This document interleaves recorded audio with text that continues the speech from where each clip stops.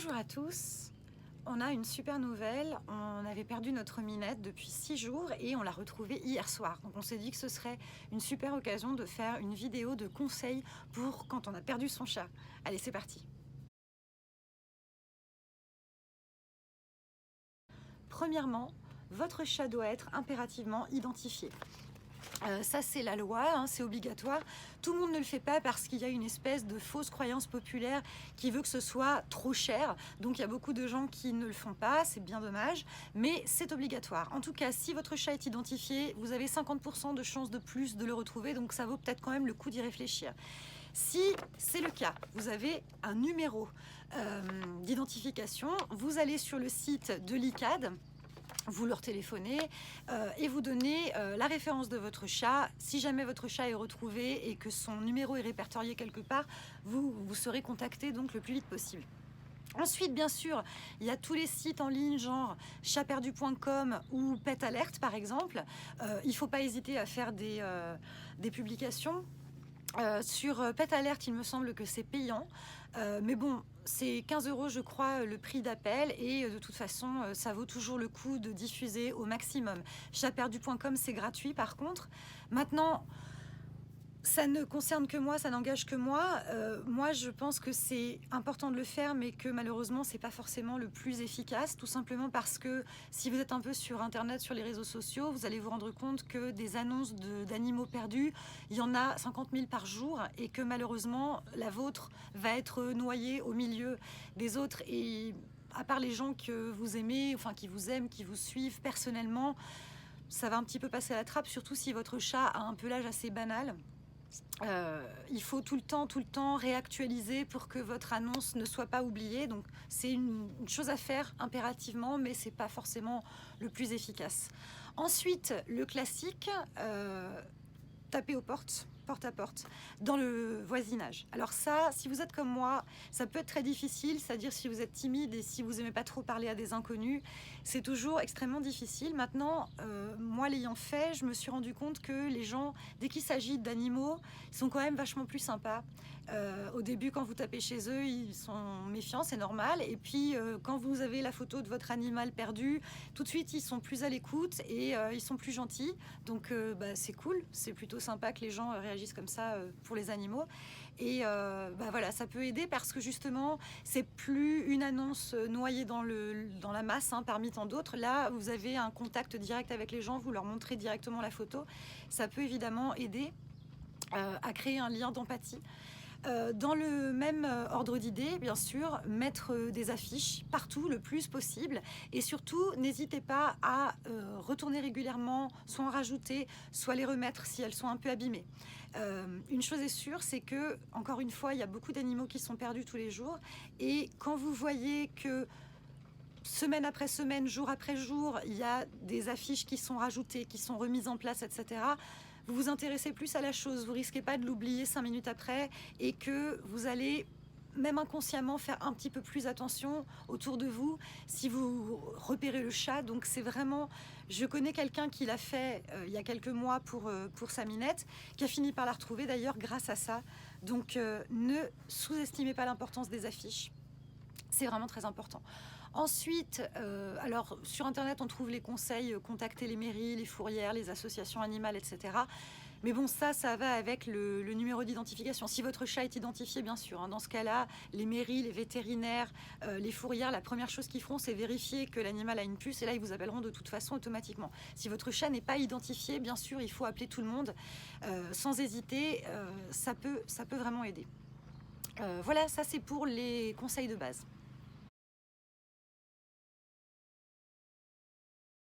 Maintenant, on va y aller au cas par cas parce qu'il y a autant d'histoires quasiment que de personnes, autant d'histoires différentes que de chats.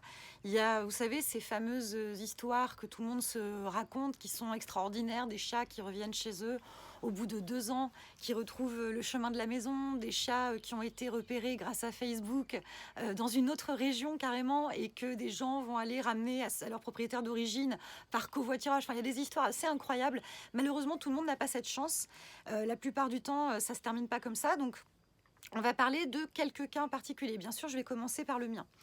Moi, il faut savoir que malheureusement, dans ma vie, j'ai perdu beaucoup de chats, j'en ai perdu 5 et c'est la première fois que je retrouve mon chat.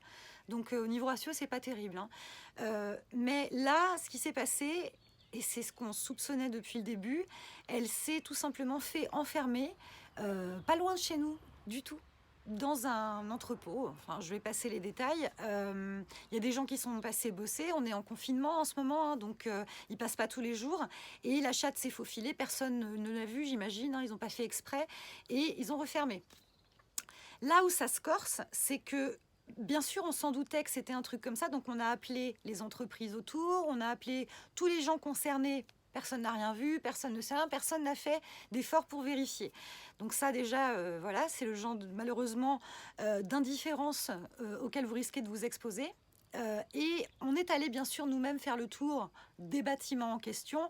On a on a regardé à travers les fenêtres, on a appelé, et pendant 6 jours, on n'a absolument rien entendu, rien vu. Donc on a fini par penser que non, que forcément c'était une autre affaire. Or, il s'avère que oui, la chatte était bien dans un de ces bâtiments et que Dieu sait pourquoi, elle nous avait pas entendu ou on l'avait pas entendu les autres fois. Mais là où ça devient vraiment intéressant, c'est que si vous avez des soupçons, s'il y a un endroit où vous pensez que, connaissant votre chat, ce serait le plus logique, même si vous n'avez pas de résultat tout de suite, insistez, ne laissez pas tomber. Là, c'est hier soir à minuit que mon mari est retourné, qu'il a retapé plusieurs fois au même carreau et qu'au bout de la deuxième fois, il a entendu un vague miaou dans le silence total de la nuit. Et là, du coup, on a retrouvé le chat. Donc, si jamais il n'avait pas insisté, si jamais, comme moi, il avait pensé que, ben non, on est déjà passé là et que de toute façon, ça servait à rien, on aurait retrouvé notre chat dans plusieurs semaines à la fin du confinement, mort de faim, quoi. L'horreur. Donc, c'est vraiment une bonne leçon pour nous. Il faut insister, repasser plusieurs fois au même endroit, ne pas abandonner et s'accrocher. Donc là, 6 jours sans manger, sans boire, elle a survécu et je trouve même qu'elle s'en sort bien.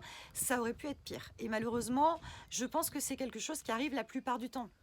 On s'imagine toujours quand un chat disparaît qu'il a pu se faire écraser. Malheureusement, ça arrive souvent, mais en général, on le sait. Parce que c'est affreux, mais souvent on le retrouve, ou en tout cas ce sont des voisins qui le retrouvent. Je connais beaucoup d'histoires de ce genre-là. Quand vous ne retrouvez pas le chat écrasé, tant mieux. Mais du coup, je pense qu'à 90%, c'est beaucoup plus probable que le chat se soit fait enfermer quelque part. Les chats sont ultra curieux, ils sont chiants, ils s'insinuent absolument partout, ils se glissent dans n'importe quelle porte. Moi, quand j'étais petite, j'ai enfermé un chat dans ma cave en allant chercher un truc, j'avais pas vu qu'elle était là, et heureusement, 3 jours plus tard ou 4 jours plus tard, j'ai dû retourner à la cave chercher un autre truc. C'était même pas pour trouver le chat parce que j'aurais jamais cru qu'elle était là. Je la cherchais partout, mais pas à la cave. Et c'est en ouvrant la porte de la cave qu'on l'a retrouvée. Ça aurait pu prendre des semaines aussi. Donc c'est vraiment une chose importante. N'hésitez pas évidemment à regarder partout chez vous. Si vous avez vous-même des caves, des greniers, un coffre de voiture, une remise, un abri, n'importe quoi, c'est le premier endroit où il faut regarder. Et si vous n'en avez pas ou si vous avez regardé partout, faites-le chez les voisins aussi, demandez-leur s'ils peuvent avoir la gentillesse de vérifier, parce que c'est vraiment à 90% des cas, c'est ce qui va arriver. Sinon, il y a des chats aussi qui peuvent se perdre, mais c'est quand même plus rare parce que il ne faut pas croire, les chats domestiques, ils n'ont pas un si grand rayon d'action que ça.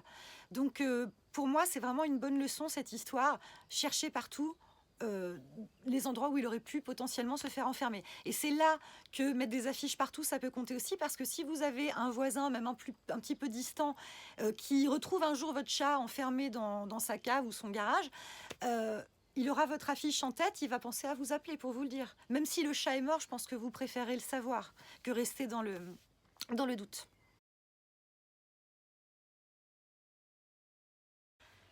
Un autre exemple, une autre histoire qui est arrivée à quelqu'un que je connais, qui l'a retrouvée grâce aux affiches.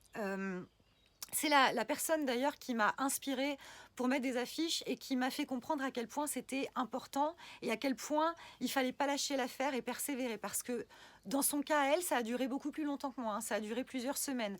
Et elle n'a pas laissé tomber. Et ça, j'ai trouvé ça magnifique. En fait, ce qui s'est passé, c'est que sa minette est rentrée dans une voiture sur un parking, et que les gens ne sont pas rendus compte, qu'ils sont partis avec la voiture et emmené le chat dans carrément un autre quartier. Donc là, elle avait quasiment aucune chance de la retrouver, sauf que avec toutes les affiches qu'elle a mises et tous les mots sur les réseaux sociaux, bref, Ça se savait, en plus, heureusement, la chatte avait un pelage un peu particulier, c'était une écaille de tortue. Et du coup, cette chatte est restée dans le périmètre de là où l'avaient emmené les gens avec la voiture. Et c'est des gens qui l'ont reconnue dans ce périmètre-là, qui ont contacté la propriétaire. Donc, ça a vraiment servi, ça a vraiment payé et ça finit bien. Elle a retrouvé son chat au bout de plusieurs semaines, alors que plein de gens, j'imagine, n'y croyaient plus. Donc, c'est beau. Une autre histoire qui est arrivée à quelqu'un que je connais, son chat, tout simplement, s'est retrouvé chez une mamie du voisinage qui... Bon, alors le chat, je ne sais plus s'il était pucé ou pas, mais enfin, elle a même pas... Si, j'imagine qu'il était pucé, mais elle n'a même pas vérifié. Le chat n'avait pas de collier, elle a pensé tout simplement que c'était un chat errant, donc elle a décidé de l'adopter. Et elle l'a laissé, elle l'a gardé chez elle, comme ça, pareil, pendant plusieurs jours, voire plusieurs semaines. Voilà, elle lui a donné un nom, elle l'a gardé chez elle, jusqu'à ce qu'un jour elle l'emmène chez le vétérinaire pour faire des examens. Et c'est les vétérinaires qui l'ont reconnu et qui ont contacté la vraie propriétaire. Donc ça peut arriver aussi. Évidemment, c'est dans le meilleur des cas, hein, parce que déjà vous avez une grande chance de retrouver, et en plus le chat va bien.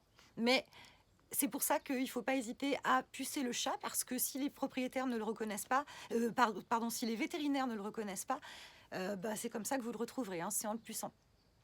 Bon, voilà à peu près pour les expériences que j'ai. Je suis vraiment pas une experte, mais je trouve que c'est des histoires qui méritent d'être entendues parce que ça peut donner des idées. Surtout, voilà, n'hésitez pas à regarder autour de chez vous, interroger les voisins, faire du porte-à-porte, appeler le chat, essayer de couvrir un large terrain, mettre des affiches. Il y a, voilà, il y a des choses à faire et surtout, tout le monde vous le dira, ne perdez pas espoir. Ça peut prendre des semaines, des fois ça n'aboutit pas, mais des fois ça aboutit. Il y a vraiment des histoires incroyables. Donc, ne lâchez pas l'affaire. J'espère que ça aura été utile pour beaucoup d'entre vous. On ne sait jamais. Et sinon, pour finir sur un autre sujet, on est en plein confinement, coronavirus, etc. Si vous vous intéressez aux animaux, vous n'êtes pas sans savoir que beaucoup de gens abandonnent leurs animaux parce qu'ils pensent que les animaux peuvent transmettre le virus. En même temps, des gens qui sont capables de faire ça, je ne pense pas qu'ils regarderaient nos vidéos, mais au cas où, ne faites pas ça, c'est stupide. Et si vous n'avez pas encore d'animal ou si vous avez la place pour un autre animal, ça y est, maintenant on peut revisiter les SPA, les refuges pour adopter des animaux. Ils sont tout le temps débordés déjà en temps normal, alors là en ce moment vous pouvez même pas imaginer. Ils euthanasient à tour de bras, c'est une vraie catastrophe, c'est un vrai drame. Donc n'hésitez pas à adopter des animaux, c'est le bon moment. Des animaux adultes, pas forcément des chatons ou des chiots, mais ces pauvres bêtes méritent aussi une deuxième chance. Voilà. Merci de nous suivre et on espère que vous retrouverez vos animaux perdus. Bisous.